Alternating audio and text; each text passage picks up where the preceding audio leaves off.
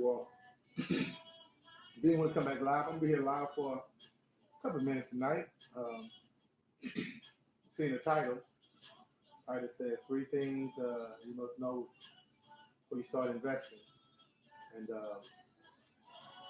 it's important. Okay, three things you must know before you start investing. All right, and it's important that you kind of evaluate those the reasons. And the first thing I want to say, well, you need to ask yourself, why are you investing? What's your reason for investing? All right, that's the first question you need to ask yourself. Because remember, it's a lot of people haven't been in the game, you know, it's for a while. Minnesota in the house. DG, what's up? You know what I mean? Hey, Valerie, Ty's World, what's going on, brother? Um, like I said, you got to ask yourself, why are you investing? That's a very very important question because if you don't ask yourself that question, then you don't have a plan. You gotta have a plan of action, a definiteness, a purpose, and some determination. And so there are two reasons why people invest: either to get rich, that'd be their reason to get rich, or to gain wealth. All right. And so if your reason for investing is to get rich, then you put yourself in a situation where you take more risks.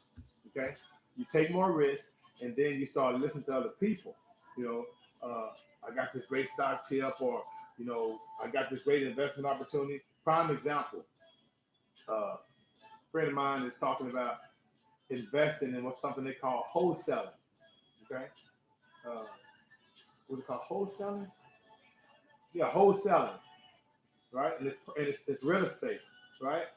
Now the whole process of this wholesaling scam is to get individuals to try to sell their homes quick.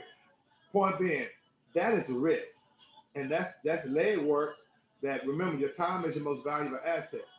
That's leg work you don't need to be taken, being a part of when you know. Uh, First, the real estate market is off the chain, overvalued, and two, you're not really dealing with the logistics of real estate. If you're not trying to be a real estate broker, a real estate agent, or if you're not trying to flip homes, you know, then I wouldn't be dealing with real estate right now. Okay, and so that's what I mean by these get rich quick scams. You gotta be careful about that, right? And so your real reason for getting for actually investing should be to gain wealth, all right, and to put yourself in a financial situation where you're not dependent on a job, okay, or you're not dependent on Social Security, or you're not dependent on a pension that may not be there. And if it's going to be there, you really don't know what percentage of that pension is going to be there, especially if it's locked up. If it's locked up in 401ks, and the 401ks are locked up in mutual funds, which mutual funds are stocks, right? And so if you have no idea what's going on in that, then you're going to lose out on it. So you don't want to just rely on that. And that's why, when you ask yourself, why are you investing? Remember, it needs to be for not only just retirement purposes, but for to get additional income, right? And then, of course, gain wealth. Okay. And so after that, after you've determined, okay, hey, I'm gonna start investing because I want to make sure I get additional wealth. I want to make sure put myself in a better situation. And for the younger viewers, uh, you know, you have plenty of time to flip through depressions and recessions. You know what I'm saying? Especially if you're young, but it doesn't require you to take risks just because you're young. Okay. One of the books that Un momento por favor. I want to show you this book.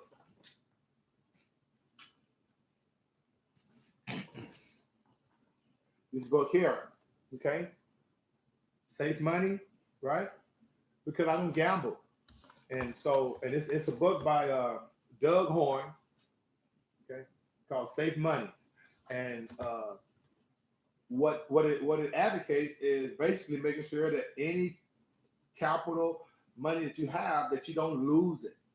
And what I mean by that is you're gonna gain great interest and great capital during the big time, like this boom we're having right now, right? But then also the book has information where when the market does crash, you don't lose. And see, that's what it's all about, and that's how you gain wealth like that. And so, what are your goals?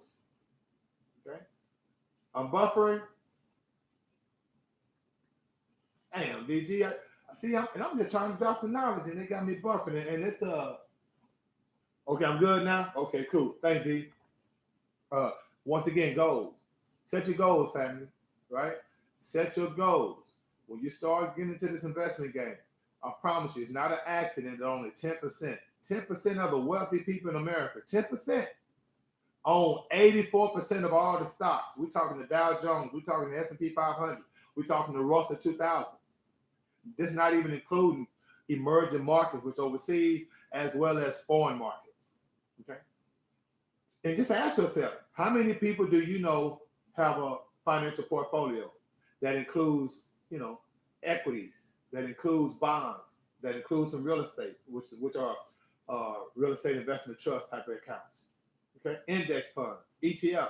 That's what I'm talking about, okay. And so this is a great opportunity, guys, to get this information. I'm glad you guys are joining me in the garden. I really appreciate it. Like I said, make sure you like, share, and subscribe, family, and because I want to keep this food for thought going. It's information that can actually change your life because it's not hard, it's not difficult. Okay, and so there are certain things that we have to do first, and you have to make sure that it starts with asking yourself that question: why am I investing? And so don't get caught up in this on the scare tactics or when people tell you, "Oh man, you don't want to do, you ain't gonna lose your money." They're not doing it. I'm telling you, it's not an accident that only 10% of the people in America have 84% of the stocks. It's not an accident that 1% of the richest people in America over 90% of the wealth. Okay. What's up, Jake? All right. And so that's why it's important that you start setting those goals. Okay. Don't start investing and not pay yourself first. And how do you do that? It's a mindset. And this mindset goes to your mindset when it comes to your place of employment or what you do for a living. Okay, you have to flip the mindset to working the job and not letting the job work you. Okay, you should be happy every day you get up to go to that spot because it's giving you an opportunity. Because remember, it's just your energy giving you an opportunity to, whether it's every 2 weeks or every month or every week, you gain the resources from your energy. Remember, money don't exist, but the asset, but the money value that you earn, you make sure you pay yourself first. You should be looking forward to that. Okay, it shouldn't be like, damn, I got to go to this job. No, you should be thinking, okay, Monday, okay, I'm cool. I got another day under my belt. So when I do get my money, it's automatically going from my direct deposit, that 20%, 30%, 40%, whatever it is that you're paying yourself first, it needs to go out before you even see it, right? And if you can do that for a year or 2 or 6 months and develop that discipline of paying yourself first, then right there you're on the track. You're on your way. Because you have to be able to set goals first in this game of investing. You need capital. Okay. The biggest apprehension of people investing is that I don't have the extra money. It don't grow on trees. There's no such thing. But if you put your energy toward that, you can get that. Remember, you need capital to invest. You don't need hundreds of thousands of dollars to get in this game, but you need enough to where you paying yourself first. Where you remember, you have to have an emergency fund.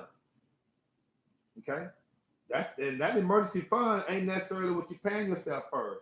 That's an additional aspect of your income that you can break up to where you gonna pretty much benefit more from it than being paid and all your check going to your bills.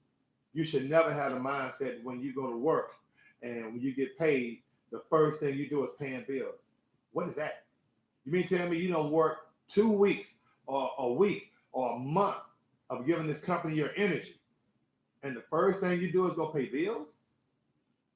You pay yourself first, so now you can feel good about going to work. That's why people mindset be thrown. They be thrown. when it comes to going to work, because they see that they figure their check is gone before they even, before they even uh, touch it. But if you discipline enough to pay yourself first, then you good, right? And so then what happens then? You set a time frame. You set a time frame for, okay, hey, I'm gonna pay myself first for 1 year, 3 year, 5 years. And then if you're married, and your couple are married, or you have people that you're living with, imagine doing that together as a couple. Okay, you guys, making some sacrifices to put yourself in better situations 2 to 3 to 4 years. See, we need to think outside the box. We want everything now. No, put yourself in a mindset where, okay, hey, I can pay myself first for a year or 2 years or 3 years, not to buy anything, but to keep that going, right? And then, of course, you have your emergency fund. And your emergency fund, of course, is, you know, just in case you have an emergency. I mean, you get a flat tire, you buy a new tire, or, any type of little financial emergency that you may have, you don't need to be borrowing money from somebody else. It's your own. So you have the pay yourself first account. You have your little emergency fund account, right? They pay your bills, right? Don't stress over that, because see, then what happened after that? You have enough money to set your credit tight.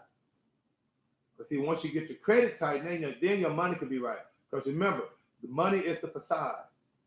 See, the love of money is what keep us in a low economical mindset. The love of money. The knowledge of money is what keep you you rising and keeping yourself out of those financial distress situations. Okay, so eliminate the love of money, all right, and improve and increase your knowledge of money. And see that's a big difference. Okay, uh, what's the last thing I want to say, family? Let's see, your credit, and also too, when you do this, okay, the 3 steps. Okay, 3 things you must know about it. Why you investing, the reason why you're investing, all right, and then after that, setting your goals. What are your goals for investing? Do you want to? Is it for retirement purposes? Is it for additional income? Is it for I want to be able to go on vacation 2 or 3 times a year? Then that's cool. And then of course to build wealth, right? And then, like I said, the third thing you need to do is you need to be able to set time frame and to be able to save the capital necessary. Okay, so once you set the goals, right, then you got to put those goals into action and then just let it ride. You can't, don't say I'm gonna set this goal, right, and then be like, man, what I'm saying, I need to buy something. I need, what I mean? No, you don't. Because those are the 3 things you have to do. The discipline is a must. It's imperative that you discipline in investing, because if you're not, it's not gonna work. Marcus, what's up, baby? What's going on? What's going on? You know what I'm saying? So it's like, oh man, it's so interesting if you just go ahead and put your mind to it, family. Okay. And then the last thing I'm gonna say before I get out the garden, like I won't gonna be here long. I just kind of want to throw out those 3 things, and then say once you got that, okay, why you invest in, set your goals, you put your plan of action into, you got your plan already in action, and then 2, 3 years, 4 years, 5 years, whatever, then you start, doing your thing. But remember, you don't have to save hundreds of thousands of dollars to start investing. Once you paying yourself first and whatnot, bam, it's opportunities out there. Now, the only thing I can tell you right now, from a geopolitical standpoint, I wouldn't touch the market right now. And remember, all this information is for entertainment purposes only. But I wouldn't touch the market right now. All right. Now, the only and remember, when you invest in, family, improve your financial literacy, because there are sectors in investing. Sectors, like for instance, Trump and Mexico just had a meeting today, and they were supposed to come up with some resolution so that Mexico wouldn't have to get a 5% tax put on it, and Trump wouldn't have to put that tariff on it. So apparently, they came to some type of resolution where Mexico was going to try to, stop or try to alleviate the number of illegal immigrants coming over. Remember, we talked about that the other day from the Northern Triangle, El Salvador, Honduras, and Guatemala. And I posed the question: how can Mexico stop immigrants coming from another country? So it's all a facade. And see, that's geopolitical news that you got to take into consideration when you start to invest. And so you know that what's going to happen when the tariffs do occur, then the automotive industry, you know, uh, retail industry, you know, pharmaceuticals, you know, a lot of those sectors are going to be affected by the tariff. Even with the tariff with China, a lot of those sectors are going to be affected by the tariff. Uh, Technology with artificial intelligence and all of that, it's going to be affected. So, what I would do is make sure that when you want to start invest, look at the sectors that you know that's not going to be affected. And I can tell you, like I say, the cannabis sector is not going to be affected. The hemp sector is not going to be affected. Okay, and so these are great opportunities that you need to look into. Some of these cannabis companies, some of these hemp companies, and start investing early. Why the prices are so low? Okay, the whole objective to investing is putting yourself in a situation where you can buy low and sell high.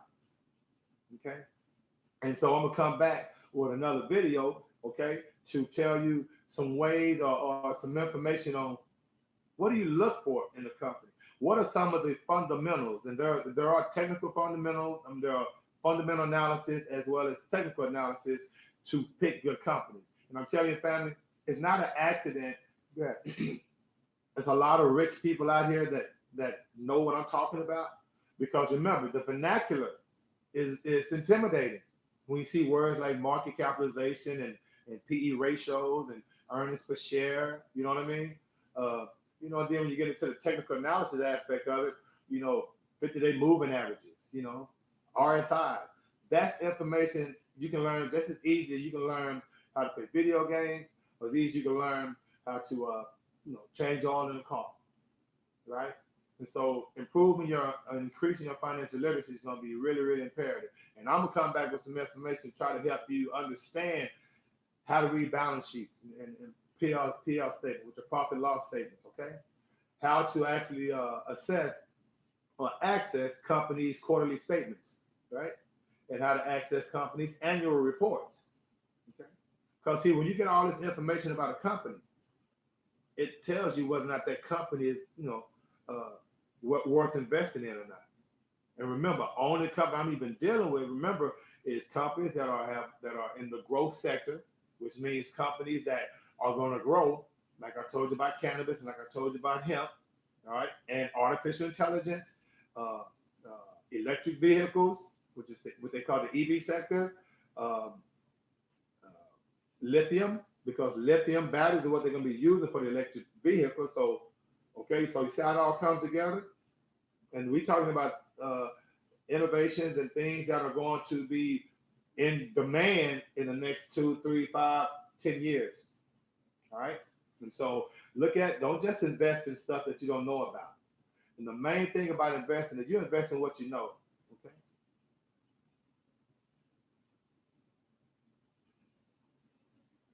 What's that mark? Let's see.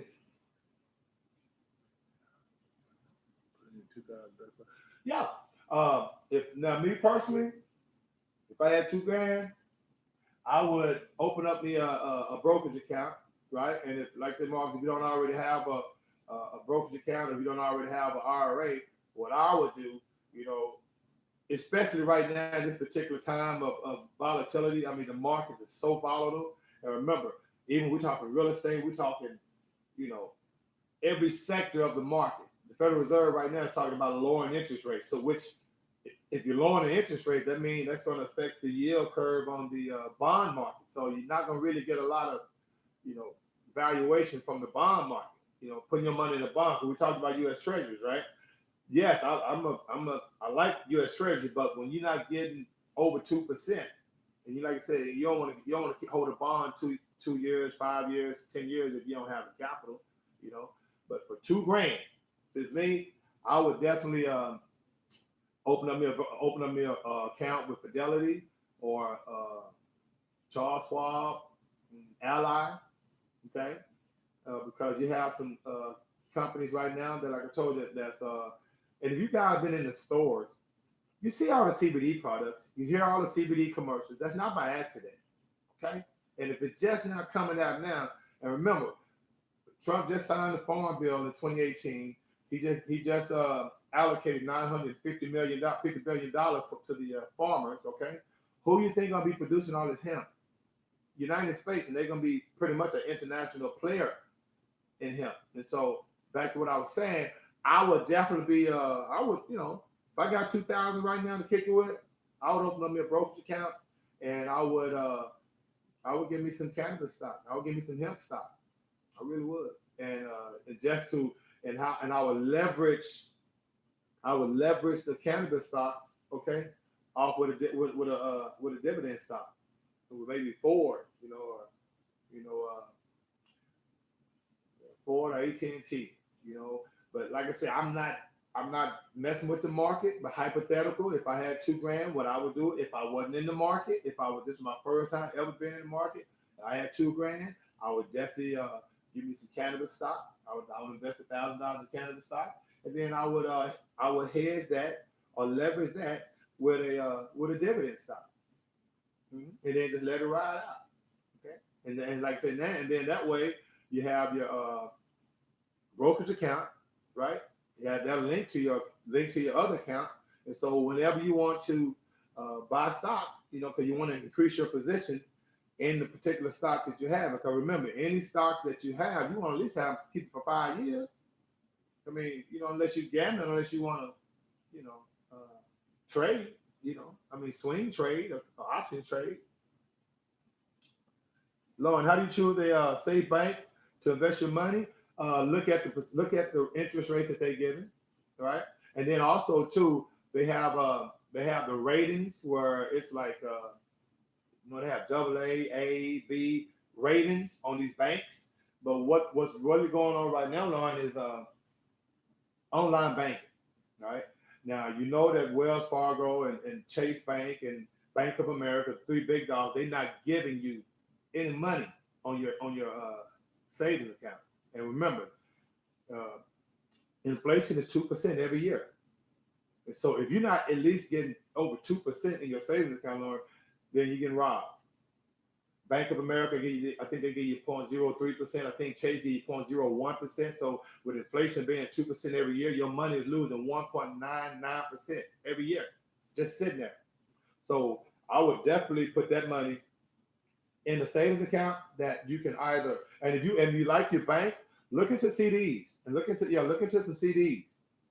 Or and if it's money that you don't plan on spending for a year, or you don't plan on spending for 6 weeks, or I would look into U.S. Treasury. I look into some Treasury bills and Treasury notes. Now let me check. I'll have to check the what the yield rates are right now, because I know last week we had an inverted curve, and the 5 year was less than the 2 year. You know what I mean? But I know right now Ally is giving over 2%. Couple other banks are giving over 2%. So look into that.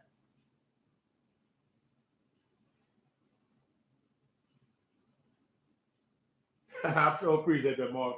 Like I say, family. And that's very very important. Okay, I said I was gonna be out here in 15 minutes, but when I get in the garden, I get to dropping this knowledge and this food for thought. Love it, family, and you guys keep me motivated. So I really appreciate you guys hanging out with me and taking it in. Okay, uh, guys, before I leave, now I know if you've been in the garden with me a while, then you know that I had done a couple of videos on MGTOW, and I had my own version of MGTOW, right?